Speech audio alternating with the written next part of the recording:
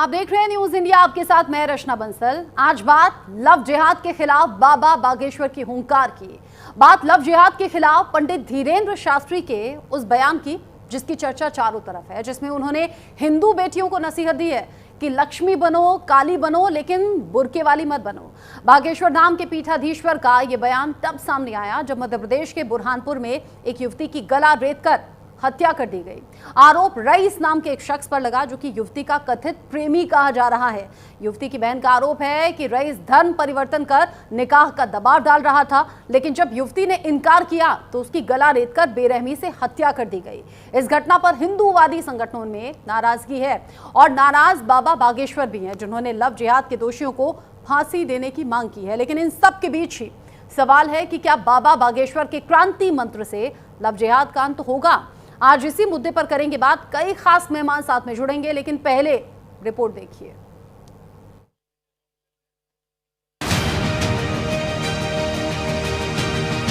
तुम लक्ष्मी बन, तुम काली बन, पर कभी न बुर्के वाली।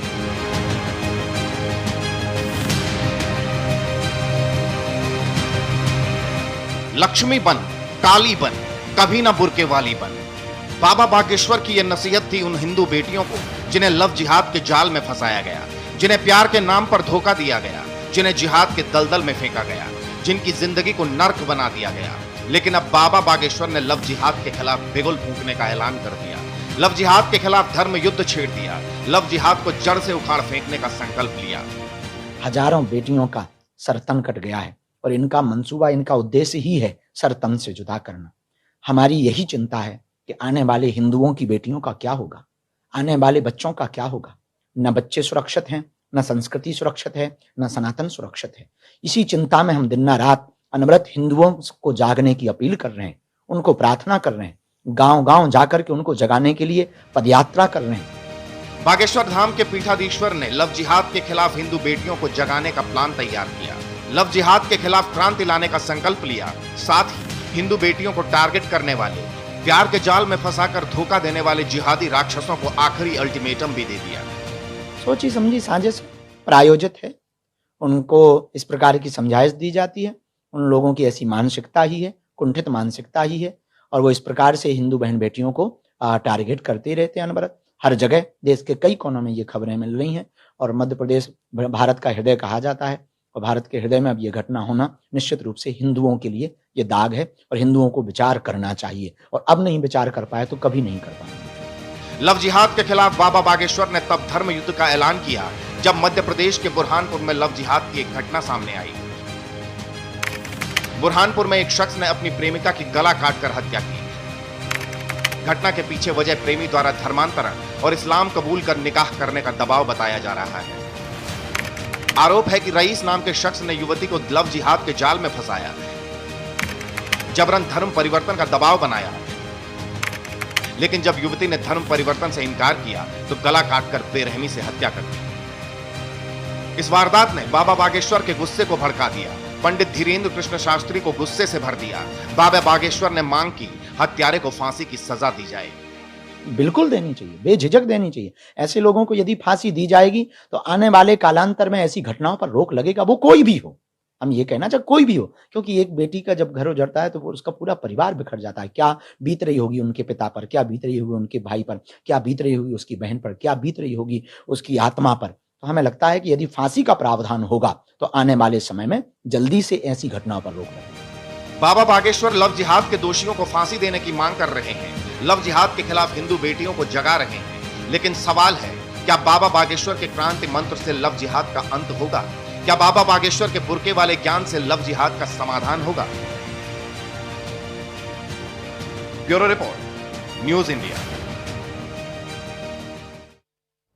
बाबा बागेश्वर का ताजा बयान अब चर्चाओं में है और इस पर बात करने के लिए मेरे साथ में जुड़ गए हैं खास मेहमान। आचार्य शैलेश तिवारी मेरे साथ में जुड़े हैं हिंदू धर्म गुरु के तौर पर, अंबर जैदी मेरे साथ में जुड़ी हैं सोशल एक्टिविस्ट के तौर पर, मुमताज आलम रिजवी मेरे साथ में मुस्लिम स्कॉलर के तौर पर जुड़े हैं, और फाजिल अहमद मेरे साथ में जुड़े हैं मुस्लिम स्कॉलर के तौर पर। आप सभी का न्यूज इंडिया पर बहुत स्वागत। सबसे पहले अंबर जैदी, आपका रुख करूंगी। आप सहमत हैं धीरेन्द्र शास्त्री के इस बयान से? देखिए, सबसे अहम हो जाता है कि हम यहाँ पर जो सच्चाई है उसको देखें, जो कुछ हमारे देश में हो रहा है उसको समझने की कोशिश करें। यहाँ पर हम एक मुसलमान या एक आम नागरिक होने की हैसियत से ना बहस करके हम एक भारतीय होने की नाते हम इस पूरे मामले को समझने की कोशिश करें कि ये जो पूरी एक साजिश है भारत के विरुद्ध, जो ग़ज़वे हिंद का एक ख्वाब है, जो भारत विरोधी ताकतें हैं उनका, ये उसका एक छोटा सा अंग है। और ये पिछले कई वर्षों से हमारे देश में जो बेटियां हैं, हिंदू बेटियां, उनको टारगेट करके इस तरह से बड़े लेवल पर एक ऑर्गेनाइज तरीके से किया जा रहा है। केरला में हाईकोर्ट ने इस चीज को उजागर किया कि किस तरह से ऑर्गेनाइज्ड वे में इस तरह की चीजें होती आई है, सेम मेंटोर के द्वारा ये सारी चीजें हो रही हैं, और वहीं से जो ये लव जिहाद है उसकी टर्म कॉइन हुई। अब सवाल ये होता है कि जब इस तरह का कोई मामला आता है, अब इतने वर्षों से सारी चीजें होती रही, हालांकि वो बात अलग है कि हम भारत में रहते हैं, यहाँ पर हर धर्म और हर जात का इंसान फ्री है किसी से भी शादी करने के लिए, जो हमारा संवैधानिक अधिकार है। लेकिन अगर आप किसी से पहचान छुपाकर धन बदलने के इरादे से किसी के साथ शादी करते हैं या उसके साथ पहले कोई भी इस तरह का गलत कार्य करते हैं, जिस तरह की केसेस हमें छांगुर बाबा वाले केसेस में बहुत सारी पीड़ित बच्चियां जिनसे मेरी मुलाकात भी हुई, जिनके साथ गलत काम हुआ, तो ये सारे केसेस जब आते हैं तो मुझे लगता है कि मुसलमान समाज के हर एक व्यक्ति को सबसे पहले, जो धार्मिक व्यक्ति हैं, जो धार्मिक लीडर हैं, उनकी जिम्मेदारी सबसे पहले और सबसे ज्यादा होती है, क्योंकि इस्लाम में गैर मुसलमान से शादी जायज ही नहीं है, चाहे वो लड़का हो या लड़की हो। अगर इस्लाम के पॉइंट ऑफ व्यू से बात करें, संविधान ने तो सबको इजाजत दी है कि आप किसी से भी शादी करें, लेकिन जब इस्लाम की बात आती है तो इस्लाम में इजाजत नहीं है। तो फिर क्यों मुसलमान लड़के जाकर किसी हिंदू धर्म की लड़की से जाके मोहब्बत लड़ाते हैं, फिर उसको मुसलमान बनाने की कोशिश करते हैं, उसको मुसलमान बनाने के लिए आप हर वो गलत काम करते हैं जो अन इस्लामिक और अनकॉन्स्टिट्यूशनल है। तो अगर ऐसा गलत काम हो रहा है तो सबको एक सुर में ये कहने की आवश्यकता क्यों नहीं है कि आप ये गलत काम कर रहे हैं और भारत में ऐसा कुछ नहीं होना चाहिए। सबसे बड़ी जिम्मेदारी उनकी है। और बागेश्वर बाबा की जो चिंता है बिल्कुल जायज है। इतने वर्षों से चीजें हो रही हैं, आप इसको सिर्फ ये बताने की या दिखाने की कोशिश करें कि ये सिर्फ हिंदू मुसलमान हो रहा है, ये सिर्फ पॉलिटिकल है, ये आरएसएस का बनाया हुआ एक प्रोपेगेंडा है, बिल्कुल नहीं। ये समाज में हमारे ग्राउंड पे हो रहा है। छांगुर बाबा का इतना बड़ा नेटवर्क चल रहा है और उस पर भी आकर हम पर्दापोशी करने का कार्य करते हैं, तो हमें शर्मा नहीं चाहिए। हमें गलत को गलत कहने की आवश्यकता है ताकि इस तरह की बहस ना हो और समय से पहले इन सारी गलत कामों को रोका जा सके। अच्छा, और ऐसा अगर रईस ने हिंदू लड़की को फंसाया और फिर उसका कत्ल कर दिया, तो इसका मतलब क्या ये है कि हिंदू लड़कियां मुसलमान लड़कों से प्यार ना करें, या फिर क्या हर कोई अपनी पहचान ही छिपा रहा है? शैलेश जी, आपकी इस पर सोच क्या है? क्या हिंदू और मुस्लिम का आपस में प्यार ही गलत है या फिर पहचान छिपाकर प्यार गलत है? देखिए बहन, लव जिहाद किसी भी मायने में सही नहीं है। आप देखती हैं कैसे कोई व्यक्ति, एक उदाहरण के तौर पर बता रहा हूं कि कोई अब्दुल नाम का व्यक्ति जो है वह राजेश बन जाता है, अमित बन जाता है, और वह व्यक्ति हिंदू बहन के साथ शादी कर लेता है। हाँ। और उसको उसके ऊपर दबाव डालता है और बाद में उसको बोलता है कि आप इस्लाम धर्म को अपनाओ। अगर वह इस्लाम धर्म को नहीं अपनाती है तो बाद में उसकी हत्या करके 35 टुकड़े कर देता है। यह लव जिहाद इस देश से बंद होना चाहिए। अच्छा, मेरी बात प्रकार से धीरेन्द्र के शास्त्री ने कहा, मैं समझ गई, आप कह रहे हैं कि वो हिंदू प्रकार धीरेन्द्र के शास्त्री ने कहा है कि आप काली बनो, दुर्गा बनो, लेकिन बुरके वाली ना बनो। इसका कहने का कथन उनका यह है कि आप इस्लाम धर्म को नहीं अपनाओ, भले ही आप काली और दुर्गा बन जाओ। मैंने सुन ली उनकी बात, उनकी बात सुन ली कि आप लक्ष्मी बनो, आप काली बनो, आप बुरके वाली मत बनो। अब मेरा आपसे सवाल ये है, अगर सलमान संजय बनकर किसी लड़की को मिलता है, मोहब्बत के जाल में फंसाता है, फिर बाद में उसे टॉर्चर करता है या धर्म परिवर्तन के लिए प्रेशराइज करता है, वो बात समझ में आती है, कत्ल भी कर दे रहा है, समझ में आती है। आप कह रहे हैं ऐसे केसेस रुकने चाहिए। अगर सलमान बन के ही मिलता है मंजू से, तो फिर इसमें कुछ गलत है क्या?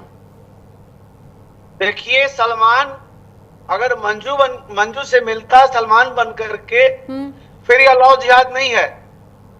फिर प्यार है ना, वो मतलब फिर प्यार है ना मंजू के। वो सुन लीजिए, हाँ रचना जी, हाँ जी, लेकिन वह मंजू को माइंड वॉश करके, हाँ, और उसके साथ प्रेम का गलत तरीके से प्रसंग खड़ा करके, और उसको मंजू को जो है वह आयशा बना देता है या शबाना बना देता है या कुछ भी बना देता है, वह गलत है।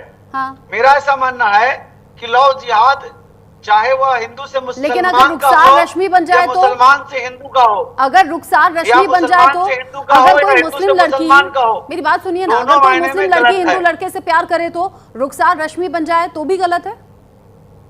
बिल्कुल गलत है। मैं यह मानता हूं कि चाहे वह हिंदू लड़की से कोई मुस्लिम लड़का करे या मुस्लिम लड़का से हिंदू लड़की करे या मुस्लिम लड़के से हिंदू लड़का करे, धर्म बदल करके, नाम बदल करके, बिना बदले मैं कह रही हूँ, अपने अपने धर्म में रहते हुए क्या एक दूसरे से मोहब्बत गुनाह है क्या? नहीं, देखिए लोग तो कर ही रहा शादी। शाहरुख खान और गौरी से शादी हुई है, शाहरुख खान और गौरी। रचना जी, मेरा ऐसा मानना है कि अगर कोई व्यक्ति अपना नाम न छुपाता है और विवाह करता है तो वह गुनाह नहीं है। गुनाह तब है जब नाम छुपा करके लोगों को भ्रमित करके लव जिहाद किया जाता है, उसको धर्म परिवर्तन कराया जाता है, चाहे किसी भी धर्म से हो, चाहे हिंदू से मुसलमान हो या मुसलमान से हिंदू हो। मैं उसका घोर निंदा करता हूँ। और यानी आप कह रहे हैं अगर धर्म चेंज करके आप ऐसा कह रहे हो तो गलत है, और आपको लगता है अलग अलग धर्म में मोहब्बत क्यों करनी? मतलब अगर प्यार है तो बहुत सोच समझकर कैलकुलेशन के साथ में होना चाहिए। फाजिल अहमद जी, धीरेन्द्र शास्त्री से पहले। जी मैं नहीं कह रहा। अच्छा बताइए। रचना मैं बिल्कुल नहीं कह रहा। प्रेम तो कोई किसी से कर लेता है, लेकिन अगर नाम छुपा के करता है वह तो अच्छा है। ठीक है, वो तो मैंने आपसे पहले ही कह दिया, वो मैंने आपसे पहले ही कह दिया कि अगर सलमान बनकर ही मंजू से मिलता है तो उसमें कुछ गलत नहीं है ना। शादी कर रहे हैं, नाम बदल नहीं रहे हैं। मैं आपसे पूछ रही हूँ, सलमान बनके ही मंजू से मिलता है, फिर तो कोई गलती नहीं है ना, फिर तो कोई गड़बड़ नहीं है ना। वो जानती है कि ये सलमान है, वो जानती है कि मुसलमान है, नहीं, कोई गड़बड़ नहीं है। ठीक, यानी आपका जो मेन ऑब्जेक्शन है वो ये है कि अपनी पहचान ना छिपाएं, धर्म ना छिपाएं, मतलब सामने वाले को जाल में ना फंसाएं, सोची समझी साजिश के तहत। फाजिल अहमद जी, धीरेन्द्र शास्त्री हालांकि पहली बार ये नहीं बोल रहे, लव जिहाद को लेकर वो सीधे कह रहे हैं कि ये जो केस सामने आया है उससे खून भी उबलता है, हिंदू लड़कियों को कह रहे हैं कि मुस्लिम लड़कों के चक्कर में मत पड़ो। ये कुछ ज्यादा नहीं हो गया है? ये जो मुस्लिम लड़के हैं ये ज्यादा नहीं हो गया है कि धर्म छिपाते हैं, पहचान छिपाते हैं? क्या कोई टारगेट होता है हिंदू लड़कियों को फंसाने का? रचना जी, बहुत ज्यादा दिन की घटना नहीं है। एक तंदूर कांड हुआ था कनाट प्लेस में, याद होगा आपको भी।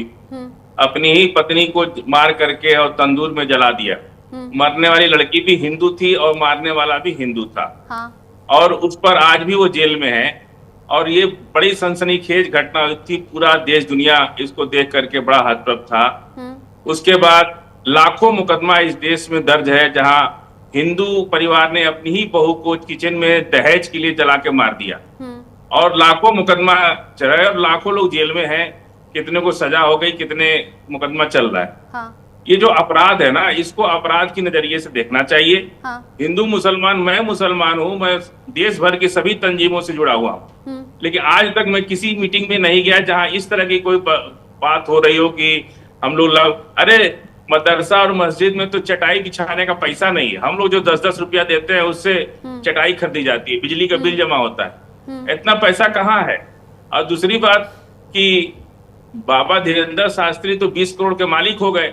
ऐसा ही कह के ये आज, पहले इनके पास बहन की शादी करने को पैसा नहीं था, एक मुसलमान ने पैसा दिया तो इनकी बहन की शादी हुई। आज ये 20 करोड़ के मालिक हो गए। तो इनको तो ये बिजनेस इनका प्रॉफिटेबल चल रहा है। ये तो अपना बिजनेस बढ़ाएंगे ही ना, ये तो व्यापारी हैं। ये तो धर्म का ठेकेदार है, आडंबर फैला के कर्मकांड से पैसा कमाते हैं। ये तो कर्मकांड और आडंबर करेंगे ना। चमत्कार देखिए रखना जी, चमत्कार हमेशा विज्ञान में होता है। विदेशी फंडिंग हो रही थी, सैकड़ों करोड़ मिल रहे थे हिंदू लड़की महिलाओं को, परिवर्तित किया जा रहा है। साइंस का विद्यालय खोलिए, ताजा एग्जाम्पल है। कार से घूम रहे हैं। हिंदू धर्माचार के खिलाफ नहीं ऐसे बोल सकते। अरे क्यों नहीं, इतना कौन सा काम कर लिए बताइए? विज्ञान में चमत्कार है, कैंसर के हॉस्पिटल चला रहा है कि विज्ञान में चमत्कार है कि कर्मकांड में चमत्कार है? कर्मकांड में चमत्कार है। फाजिल अहमद साहब, छांगुर बाबा जो कि अरबिक कंट्री से सैकड़ों करोड़ की फंडिंग पा रहा था, छांगुर बाबा जो कि लड़कियों और महिलाओं को फंसा रहा था, छांगुर बाबा जिसने आलीशान कोठी बना ली थी, छांगुर बाबा जिसकी कोठी से आपत्तिजनक सामान मिले थे। देश में 10 करोड़ से ज्यादा बुद्ध बन गए और ये लोग चिल्लाते रह गए और सारे हिंदू बुद्ध बनते जा रहे।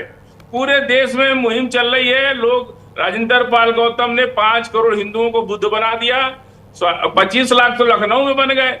लगातार ये सिलसिला चल रहा है। इसलिए चल रहा है कि चमत्कार कर्मकांड में है ही नहीं, चमत्कार तो विज्ञान में है। चमत्कार तो विज्ञान के छिपा हुआ है। अगर आपको चांद पे आज हम चांद पर पहुंच गए, ठीक है, विज्ञान से पहुंच गए, हम बाबा के आशीर्वाद से पहुंच गए। मुमताज आलम जी, ये जो धर्म होती है, जिहाद के केस सामने आते हैं, ये जो धर्म गुरुओं के बयान होते हैं, जब बीमार इसको पड़े लेकर आपकी क्या थे, सोच सुन लीजिए रचना जी, एक बस 20 सेकंड हमको और दे दीजिए। आप ही बोल रहे हैं ना, जब शैलेश जी बीमार पड़े थे, ये डॉक्टर के पास गए थे कि बबूत खा के ठीक हुए थे। हमको बताइए ना जरा, आप गौमूत्र पी के ठीक हुए थे कि अस्पताल गए थे? ये जब बीमार पड़े थे तो कहाँ गए? अस्पताल गए कि मंदिर में गए? तो मंदिर में जाना चाहिए। चमत्कार हमेशा विज्ञान में है।